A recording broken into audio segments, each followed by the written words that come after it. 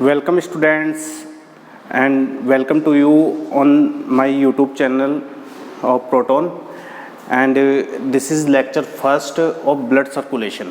तो स्टूडेंट्स आज हम डिस्कस करेंगे क्लास 8 के एक इम्पोर्टेंट टॉपिक जिसका नाम है ब्लड सर्कुलेशन। वैसे तो ये टॉपिक देखा जाए तो आपकी 9th क्लास में भी है, 10th क्लास में भी है। सो 10th class students, 9th class students और 8th क्लास स्टूडेंट्स इसको इजी वे में पढ़ सकते हैं, अपने नोट्स प्रिपेयर कर सकते हैं। लेकिन बेसिकली अपन जो स्टैंडर्ड ले रहे हैं आज वो है 8 स्टैंडर्ड्स, मींस 8 स्टैंडर्ड्स के स्टूडेंट्स पर फोकस करते हुए ये टॉपिक मैंने प्रिपेयर किया है। सो स्टूडेंट्स सबसे पहले स्टार्ट करते हैं आज अपन ब्लड सर्कुलेशन।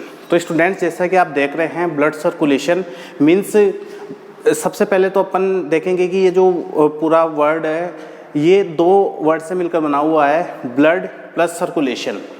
तो सर्कुलेशंस के अपन बाद में स्टडी करेंगे, सबसे पहले अपन स्टडी करेंगे ब्लड।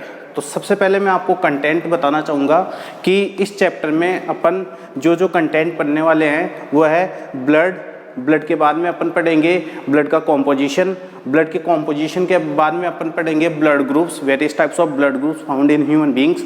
उसके बाद में अपन ब्लड ग्रुप इनहेरिटेंस पढ़ेंगे, ब्लड ग्रुप इंपॉर्टेंस पढ़ेंगे। ब्लड ग्रुप इंपॉर्टेंस पढ़ने के बाद में अपन ब्लड के फंक्शंस को एक बार नोटिस करेंगे कि ब्लड क्या क्या फंक्शंस परफॉर्म करता है। उसके बाद में अपन देखेंगे कि अपना जो हार्ट है वो सर्कुलेशन में कैसे पार्टिसिपेट करता है, मतलब structure of heart, function of heart और पार्ट्स ऑफ हार्ट्स अपन उसमें स्टडी करेंगे। और उसके बाद में अपन ब्लड वेसल्स पढ़ेंगे जो ब्लड को कैरी करती है। और फाइनली अपन सर्कुलेशन कोर्स पढ़ेंगे कि how to blood circulates through blood vessels in our body organs. So students ये सब पढ़ने के बाद में अपन लास्ट में पढ़ेंगे एक कॉमन डिजीज जो कि ब्लड की इन्फेक्शन की वजह से होती है जिसका नाम है एड्स। सो ये सारे टॉपिक्स अपन स्टूडेंट्स इस चैप्टर में पढ़ने वाले हैं फर्दर। सो बिना देरी किए हुए आज स्टार्ट करते हैं blood circulation. So students first of all blood circulation में फर्स्ट वर्ड है blood. So let us know about the blood, what is blood. So blood क्या होता है? Blood is a liquid connective animal tissue. If we want to discussion on blood, if we want to give definition of blood, तो blood की simple और easy और understanding जो definition है वो है कि blood is a liquid connective animal tissue. Very simple definition of blood and complete definition of blood. So blood एक liquid connective animal tissue है, means अपने को पता है कि अपनी बॉडी के अंदर जो ब्लड होता है, ब्लड आप सबने देखा भी है, ब्लड को आपने फील भी किया है और एक विजिबल पार्ट होता है अपनी बॉडी का। सो ब्लड जो होता है अगर उसके नेचर की बात करें तो ब्लड कैसा होता है? लिक्विड होता है। अगर उसकी स्टेट की बात करें तो ब्लड लिक्विड कॉम्पोजिशन में होता है। सो ब्लड क्या होता है? एक लिक्विड एक कंपोनेंट होता है अपने बॉडी का। So it is liquid component of our body. तो liquid connective animal tissue. If we talk about the types of tissue, तो ये कौन सा टिश्यू का टाइप है? ये कनेक्टिव टिश्यू का टाइप है। ये कौन सा टाइप है? कनेक्टिव टिश्यू का टाइप है। जैसे बोन है, कार्टिलेजेस है, ठीक है, वैसे ही एक जो टाइप है कनेक्टिव टिश्यू का वो क्या है? ब्लड है। तो ब्लड कनेक्टिव टिश्यू का एक टाइप है। अब क्वेश्चन अराइज होता है कि why it is called connective tissue, why it is called connective tissue. इसको कनेक्टिव टिश्यू ही क्यों कहा गया है, या why it is included in connective tissue, इसको कनेक्टिव टिश्यूज में इंक्लूड क्यों किया गया है? तो कनेक्टिव टिश्यू में इंक्लूड करने के पीछे जो रीजन है वो ये है कि अपनी बॉडी में ऐसा कोई पोर्शन नहीं है, ऐसा कोई पार्ट नहीं है जहाँ पे ब्लड सर्कुलेट नहीं होता है। Means I mean to say there is no part of body where blood not reaches, blood जहाँ पर नहीं पहुँचता है blood, there is no blood found in any part of our body. Every place everywhere of our body blood is founded. So blood हर जगह found होता है और हर जगह ब्लड बहता रहता है, फ्लोइंग फॉर्म में रहता है, मीन्स सस्पेंडेड फॉर्म में रहता है, बहता रहता है। दूसरा इसका रीज़न है कि ब्लड को हर ऑर्गन को ब्लड की रिक्वायरमेंट होती है। Every organ of our body, every tissue, every cell of our body requires blood. So हर उसको अपने ऑर्गन्स को, हर टिश्यू को, हर सेल को ब्लड की रिक्वायरमेंट होती है। सो अपन कह सकते हैं कि blood is a tissue, blood is a liquid part which connects two organs, which connects two parts, which connects two tissues, which connects two cells. ये क्या करता है, दो सेल्स को कनेक्ट करता है, दो बॉडी पार्ट्स को कनेक्ट करता है. So it is called connective tissue. Clear students? जैसे मैं बात करूं, अगर मेरे दोनों हैंड है, दोनों हैंड को कनेक्ट करने वाला जो पार्ट है वो है मेरी बॉडी, मीन्स मिडिल पार्ट, मेरे जो शोल्डर्स है, मेरा बोल सकता हूँ मेरा माउथ है, मेरा जो थ्रोट है, वो दोनों हैंड्स को क्या कर रहा है, कनेक्ट कर रहा है. तो सिमिलरली ऐसे ही अपने जो बॉडी के दो ऑर्गन्स है, दो सेल्स है, टू सेल्स है या मल्टीपल सेल्स है, उनको कनेक्ट करने वाला जो पार्ट है वो क्या है, ब्लड. ब्लड हर बॉडी के एक ऑर्गन से दूसरे ऑर्गन में फ्लो होता रहता है. सो अपन कह सकते हैं ब्लड के थ्रू बॉडी ऑर्गन्स एक दूसरे से क्या रहते हैं, कनेक्ट रहते हैं. So it is called connective tissue. Clear students? जैसे बोन एक दूसरे से कनेक्ट रहती है, वैसे ही ब्लड भी एक दूसरे को कनेक्ट करता है, एक पार्ट को दूसरे पार्ट से कनेक्ट करता है. So it is included in connective tissue. Clear students? Animal tissue क्यों कहते हैं? आप सबको पता है कि केवल लिविंग ऑर्गेनिज्म में जो एनिमल्स होते हैं, एनिमल कैटेगरी होती है, मैमल्स स्पेशली, उन्हीं के अंदर क्या होता है, ब्लड होता है. वैसे तो सभी जो एनिमल्स होते हैं उनमें ब्लड फाउंड होता है, लेकिन अगर अपन ऑल ओवर लिविंग ऑर्गेनिज्म की बात करें तो प्लांट्स के अंदर कोई ब्लड नहीं होता है. There is no blood found in plants while they also consider as a living organism, but they does not contain any types of blood. So blood only found in animals, living organism like animals. So blood केवल animals में found होता है. So एक complete definition अगर देना चाहे तो blood क्या है, ब्लड एक टिश्यू है. कौन सा टिश्यू है, लिक्विड कनेक्टिव एनिमल टिश्यू है. Blood is a liquid connective animal tissue. Clear students? So this is the simple definition of our blood. अब बात करते हैं अपन कलर की.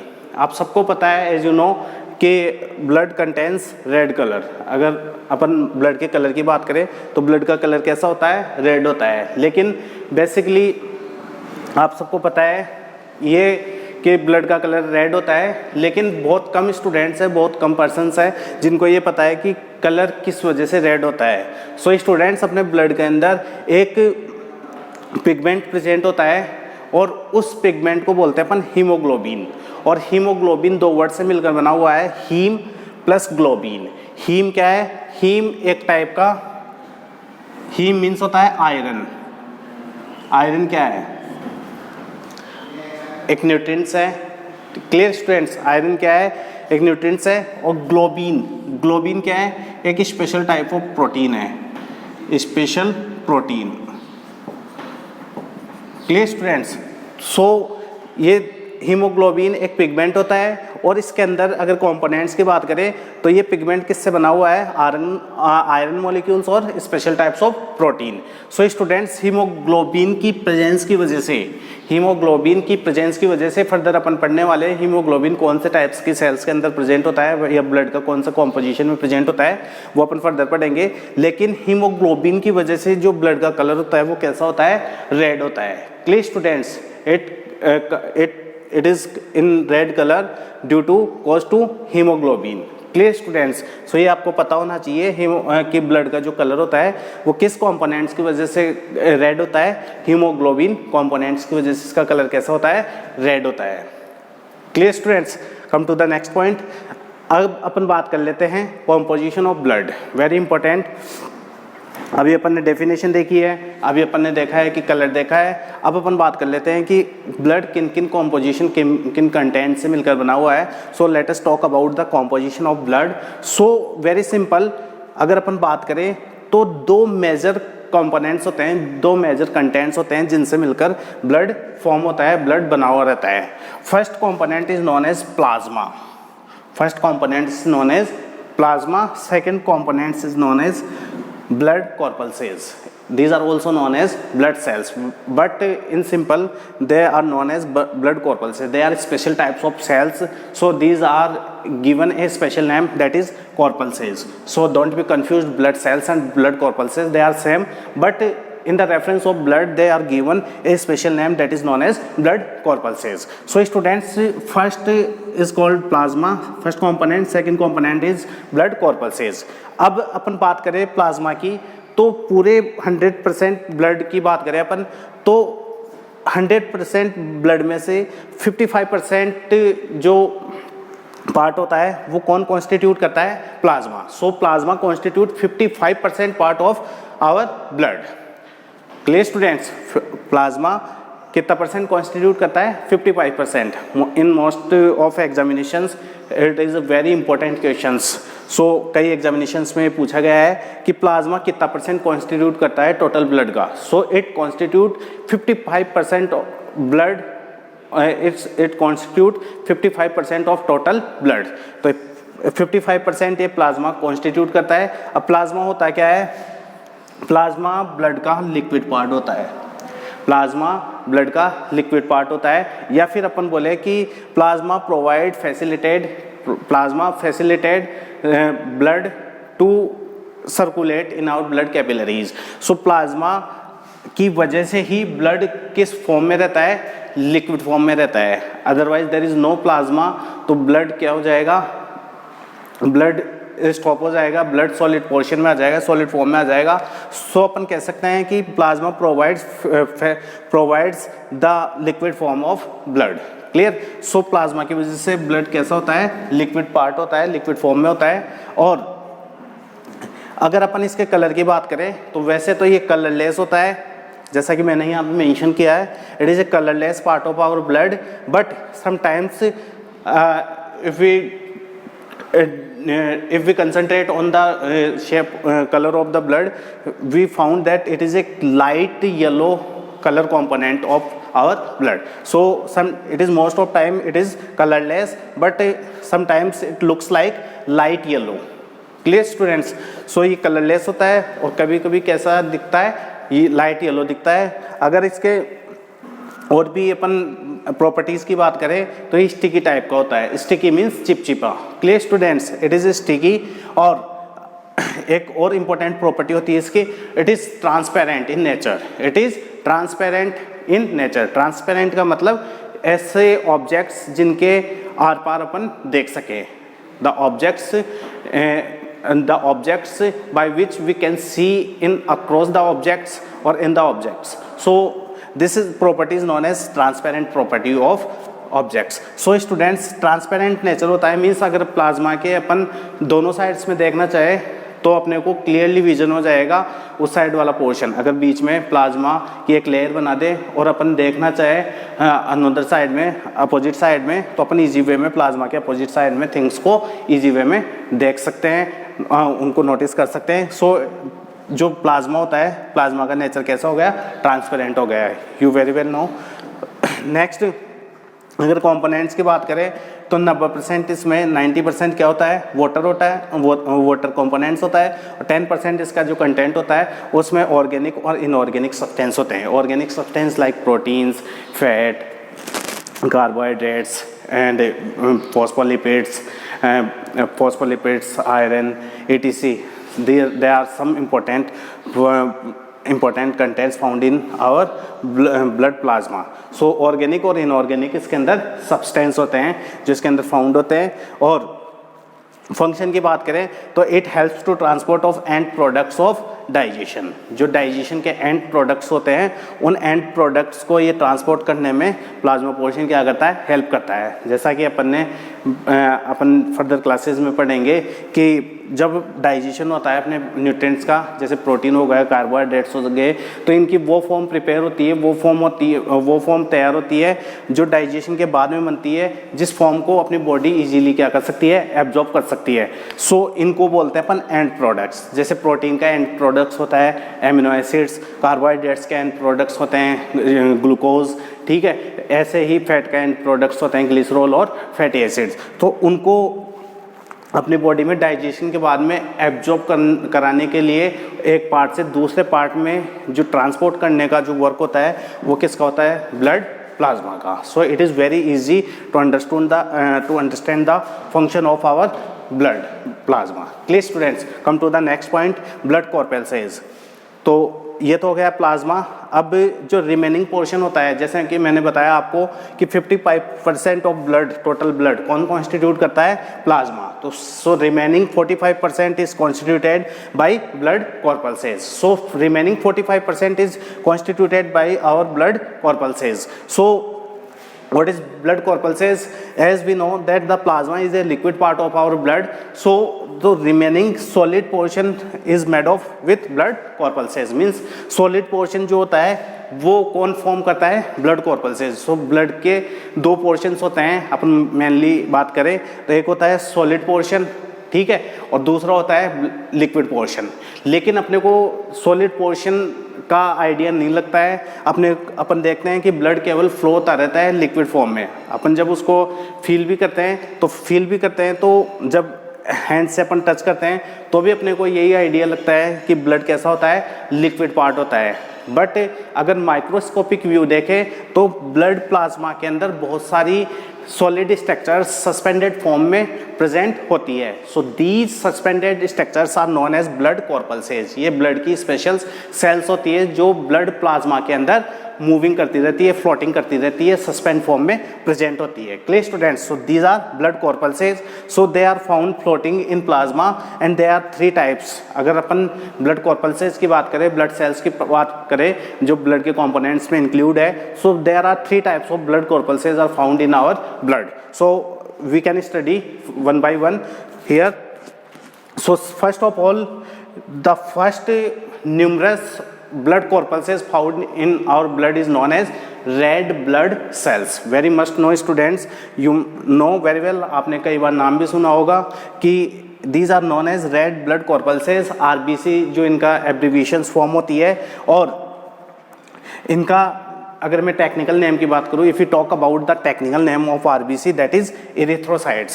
The technical name of RBC is erythrocytes. और अगर मैं इनकी शेप की बात करूं, डायमीटर की बात करूं, सो ये डायमीटर में 6.5 to 8 माइक्रोन इनका डायमीटर होता है। अगर थिकनेस की बात करूं, they are 1.2 milli micron in thickness. Clear students? So ये इसकी मॉर्फोलॉजी हो गई। अगर मैं बात करूं पिगमेंट्स जो कि आरबीसी के अंदर फाउंड होता है, तो अपन पहले भी पढ़ चुके हैं कि एक पिगमेंट फाउंड होता है ब्लड के अंदर जिसका नाम है हीमोग्लोबिन। और हीमोग्लोबिन जिस ब्लड सेल्स के अंदर फाउंड होता है, जिस ब्लड सेल्स के अंदर ये सिंथेसिस किया जाता है, वो ब्लड सेल्स होती है रेड ब्लड कॉर्पल्सेस या red blood cells. So haemoglobin found in our red blood cells. और अगर क्वांटिटी की बात करूं, हीमोग्लोबिन कितना प्रेजेंट होता है या कितना प्रेजेंट होना चाहिए एक हेल्दी पर्सन के अंदर। सो मेल की बात करें तो मेल के अंदर 15 ग्राम पर 100 ml। अगर मेल की बात करें तो एक हेल्दी मैन के अंदर जो हीमोग्लोबिन एटलीस्ट होना चाहिए, क्वांटिटी होनी चाहिए 13 to 15 ग्राम पर 100 ml। और अगर फीमेल की बात करें तो फीमेल के अंदर 13 ग्राम पर 100 ml। इतनी क्वांटिटी क्या होनी चाहिए? प्रेजेंट होनी चाहिए। If you talk about the life span of RBC, so it contains 120 days, it live at least 120 days। तो लाइफ स्पेन कितनी होती है आरबीसी की? 120 days।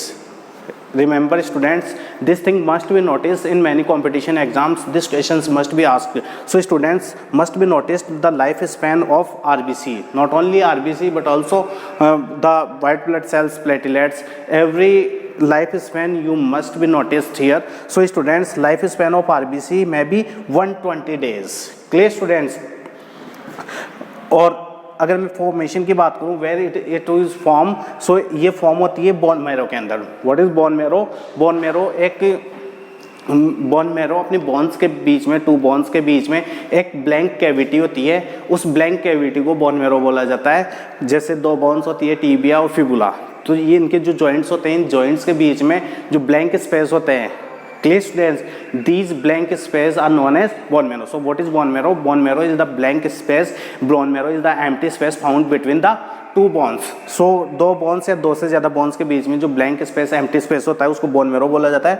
और इन्हीं बोन मैरो के अंदर क्या फॉर्म होती है, आरबीसी, डब्ल्यूबीसी और प्लेटलेट्स, तीनों टाइप्स की जो सेल्स होती है वो क्या होती है, फॉर्म होती है स्पेशली। क्लियर स्टूडेंट्स, अगर मैं इनके डेस्ट्रॉय की बात करूँ कि after complete their life span they destroy in spleen, they means RBC. So RBC की जो डेथ होती है वो होती है स्प्लीन। स्प्लीन अपने स्टमक के पास में एक बैग लाइक स्ट्रक्चर होती है जहाँ पर जो रेड ब्लड कॉर्पल्सेस होती है वो after complete their life span means 120 days, after 120 days they get destroy in spleen. Clear students, so spleen is the place where the RBC get destroyed.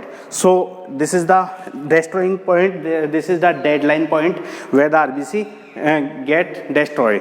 Come to the next point, अगर हम numbers की बात करूं कितने numbers में ये present होती है, तो students it was found in different from in man and different in women. Women के अंदर ये डिफरेंट होती है इनके नंबर्स, और मैन के अंदर इनके नंबर्स क्या होते हैं, डिफरेंट होते हैं। अगर मैन के अंदर इनके नंबर्स की बात करें आरबीसी के, तो ये आरबीसी मैन के अंदर 5 से 5.5 millions, 5 to 5.5 millions means 50 to 55 lakhs, 50 to 55 lakhs numbers में प्रेजेंट होती है किसके अंदर, मैन के अंदर। और अगर वीमेन के अंदर बात करें तो वीमेन के अंदर ये 4.5 to 4.7 millions means 45 lakhs, 45 lakhs, 45,000 lakhs और 47,000 लैक्स क्या होती है, वीमेन के अंदर आरबीसी के नंबर्स होते हैं। 30 नंबर्स में ये क्या होती है, प्रेजेंट होती है। अगर मैं बात करूँ न्यूक्लियस की, इन सेल्स की, अपने को पता है कि सेल्स जो होती है, सेल्स में से इंपॉर्टेंट कंपोनेंट होता है वो होता है उसका न्यूक्लियस और साइटोप्लाज्म। लेकिन आप को पता होना चाहिए जो आरबीसी होती है उन आरबीसी के अंदर न्यूक्लियस क्या होता है, एब्सेंट होता है। आरबीसी के अंदर न्यूक्लियस क्या होता है स्टूडेंट्स, एब्सेंट होता है। बट एक एक्सेप्शन केस है, एक एक्सेप्शन केस है, वो एक्सेप्शन केस है जो कैमल होता है, कैमल और लामा दोनों डेजर्ट एनिमल्स हैं, camel and llama both, camel और लामा की जो आरबीसीज होती है उन आरबीसीज के अंदर न्यूक्लियस क्या होता है, प्रेजेंट होता है। So nucleus get present in the RBC of camel and llama. So these are the exception animals which contains nucleus in their RBCs. So students, वैसे बेसिकली देखा जाए तो ह्यूमन आरबीसी के अंदर न्यूक्लियस एब्सेंट होता है। बट जो mammals की बात करें अपन, कंप्लीट मैमल्स, तो मैमल्स में 2 एक्सेप्शन केस है, कैमल और लामा। इनके आरबीसी के अंदर न्यूक्लियस क्या होता है, प्रेजेंट होता है। सो must be notice this thing students. अगर अपन फंक्शंस की बात करें तो जो आरबीसी होती है उसका फंक्शन होता है ट्रांसपोर्टेशन करना, स्पेशली ऑक्सीजन का, जो भी गैसेस होती है ऑक्सीजन, कार्बन डाइऑक्साइड, इनको वन प्लेस से दूसरे प्लेस में लेके जाने का जो फंक्शन होता है वो किसका होता है, आरबीसी का। So that help in the transportation of oxygen and CO2 means जो गैसेज होती है उनके ट्रांसपोर्टेशन में हेल्प करती है, न्यूट्रिएंट्स के ट्रांसपोर्टेशन में आरबीसी हेल्प करती है, और वेस्ट जो प्रोडक्ट्स होते हैं उनको ट्रांसपोर्टेशंस में, उनके कंडक्शन में आरबीसी क्या करती है, हेल्प करती है। So these are the basic functions and these are the basic description regarding RBC. Clear students, come to the next cells, next corpuscles that are known as white blood corpuscles. White blood corpuscles also known as leukocytes. White blood corpuscles also known as leukocytes. They, in short, they are known as WBCs. So students, WBCs जो होती है वो अगर अपन इनके numbers की बात करें तो दे आर 6,000 to 8,000 मिलीमीटर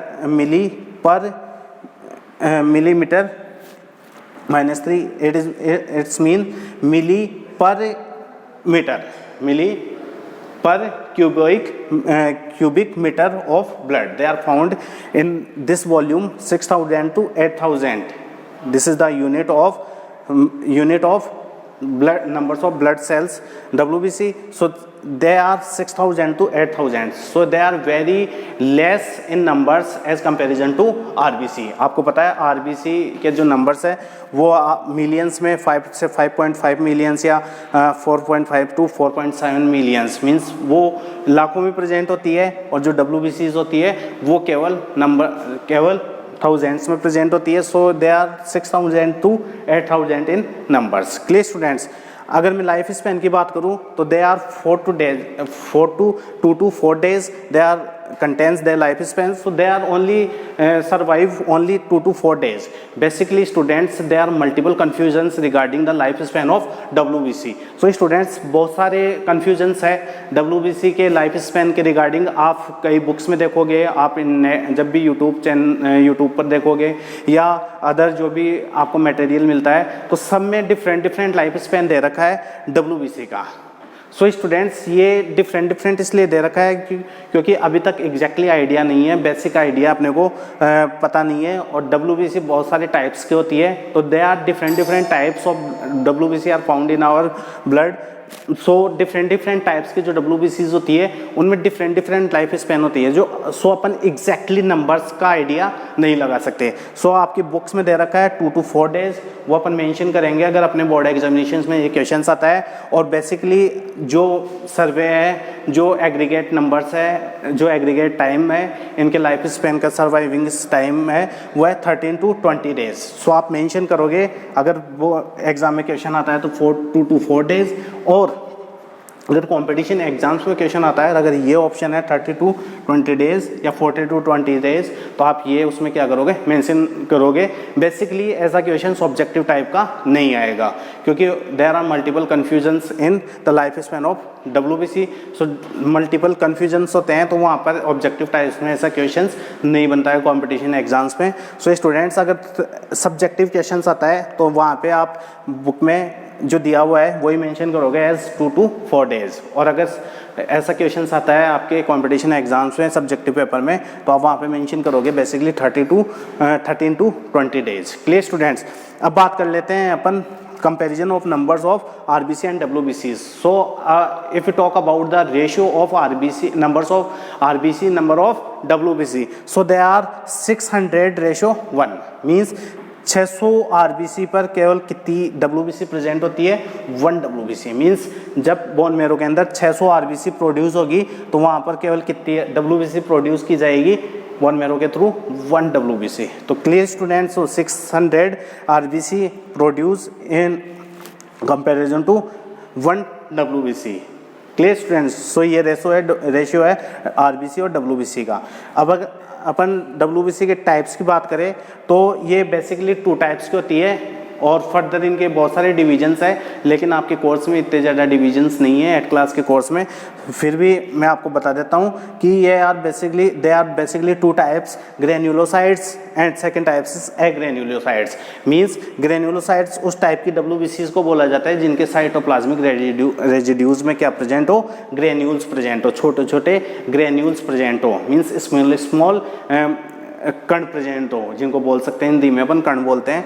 तो ग्रेन्यूल्स प्रेजेंट हो, स्मॉल स्ट्रक्चर्स प्रेजेंट हो, ऐसे WBC को बोला जाता है ग्रेन्युलोसाइड्स. और जिनमें ये ग्रेन्यूल्स क्या हो, साइटोप्लाज्मिक रेजिड्यूज में एब्सेंट हो, this types of WBCs are known as एग्रेन्युलोसाइड्स.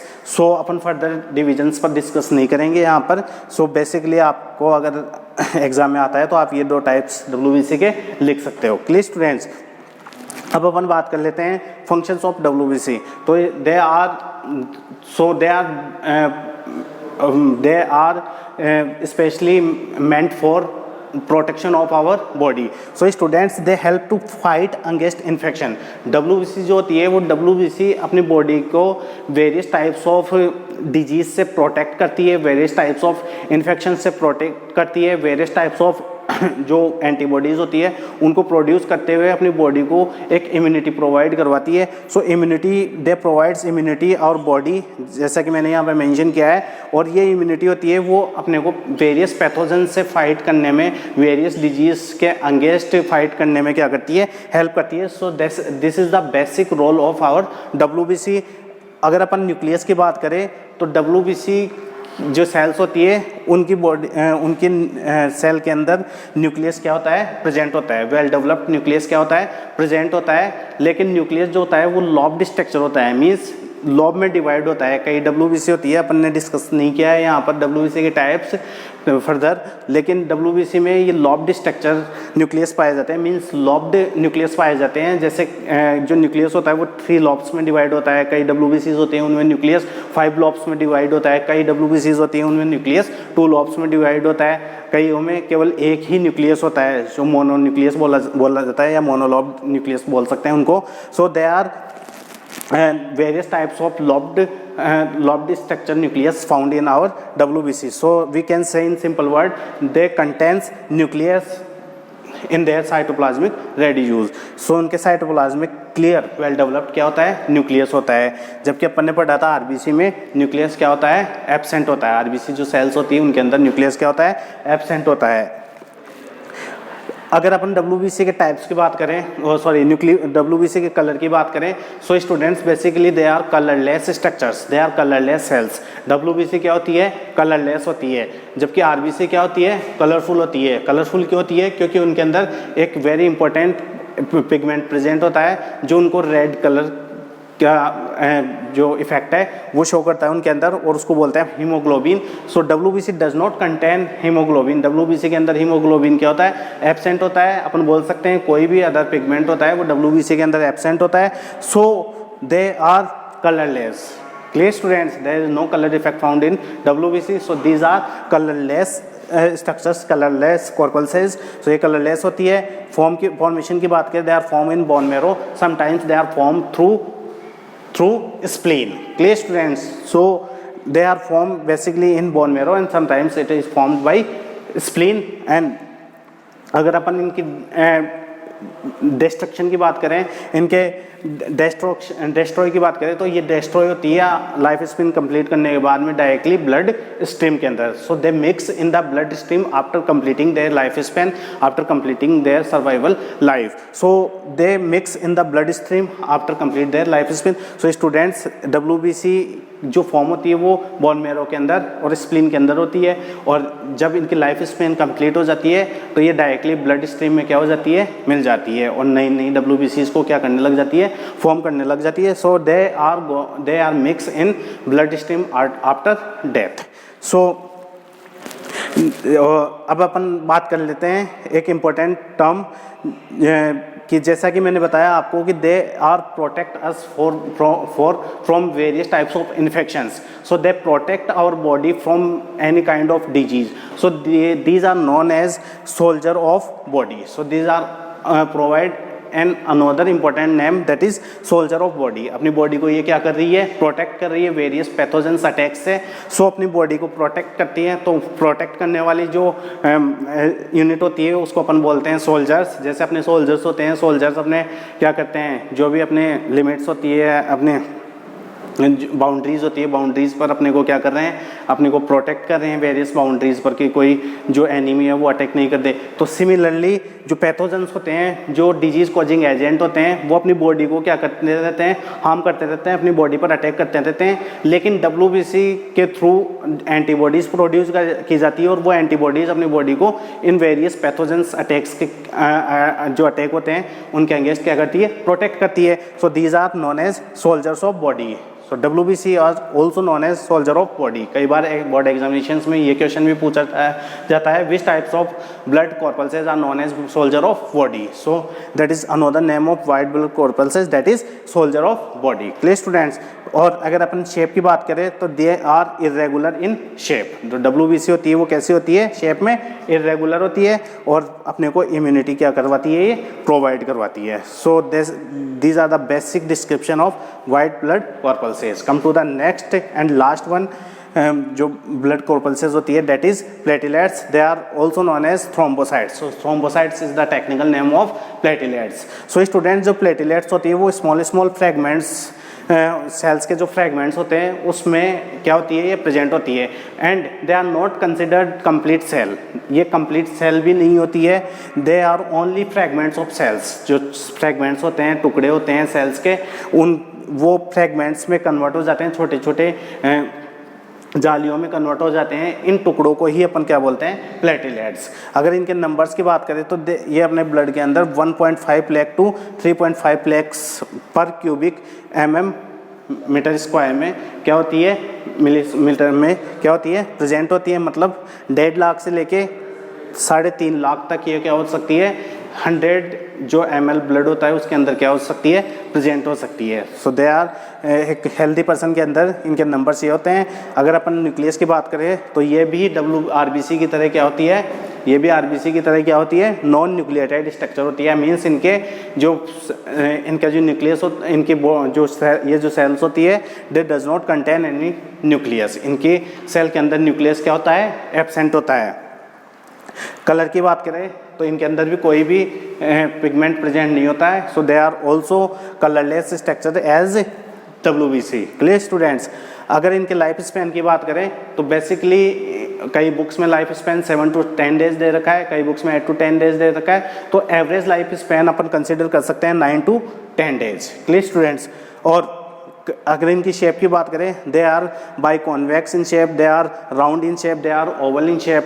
Clear students. तो ये इनके वेरियस टाइप्स ऑफ शेप होती है। अगर इनकी साइज की बात करें तो ये जो प्लेटलेट्स होती है वो 2.54 माइक्रोन डायमीटर की हो सकती है। इनकी साइज की बात करें तो they are 2.4 micron in diameter. Clear students. अगर इनके फंक्शंस की बात करें तो आपको पता है कि जो प्लेटलेट्स होती है वो प्लेटलेट्स एक इम्पॉर्टेंट फंक्शन परफॉर्म करती है। They are clot our blood outside of the body. They are help in the clotting of our blood outside of the body. Means जब अपने बॉडी के बाहर कई बार अपन इंजर्ड हो जाते हैं, कट लग जाता है तो बॉडी से बाहर ब्लड आ जाता है। आप देखते हो जब blood outside of the body, जब ब्लड इरेक्ट होने लग जाता है, आने लग जाता है, उस टाइम पे थोड़े टाइम बाद में ब्लड क्या हो जाता है, आना स्टॉप हो जाता है। तो ब्लड जब आता है तो थोड़े टाइम बाद में जब वो स्टॉप हो जाता है तो वो स्टॉप इसलिए हो जाता है क्योंकि अपनी जो प्लेटलेट सेल्स होती है उसके ऊपर एक स्पेशल प्रोटीनियस कवरिंग कर देती है, कवरिंग बना लेती है। और उस कवरिंग को अपन बोलते हैं clotting. Means stopping of blood, prevention of blood from coming from outside of the body. They are done by the help of platelets. So इस प्रोसेस को बोलते हैं अपन क्लोटिंग होना, मीन्स क्लोट बना लेना। Clear. So this is all about the platelets. So students, आज अपन ने पढ़ा कि ब्लड क्या होता है, ब्लड का कलर क्या होता है, ब्लड के कॉम्पोजिशन क्या होता है। नेक्स्ट क्लास में अपन पढ़ेंगे various types of blood groups, various types of blood groups. और इनके भी आप प्रॉपर नोट्स प्रिपेयर करें, अपने नोटबुक में लिख लें। 8th class students specially, 9th class के स्टूडेंट्स भी लिख सकते हैं, 10th क्लास के स्टूडेंट्स भी इसको मेंशन कर सकते हैं। तो ये लेक्चर फर्स्ट था अपना ब्लड सर्कुलेशन। और नेक्स्ट क्लास में अपन पढ़ेंगे about the blood groups, various types of blood groups found in human beings. Thank you students for watching me and keep watching. You can take screenshot, आप screenshot ले लीजिए ताकि आपको notes prepare करने में हेल्प मिल जाए, ईजी हो जाए आपके लिए। Thank you.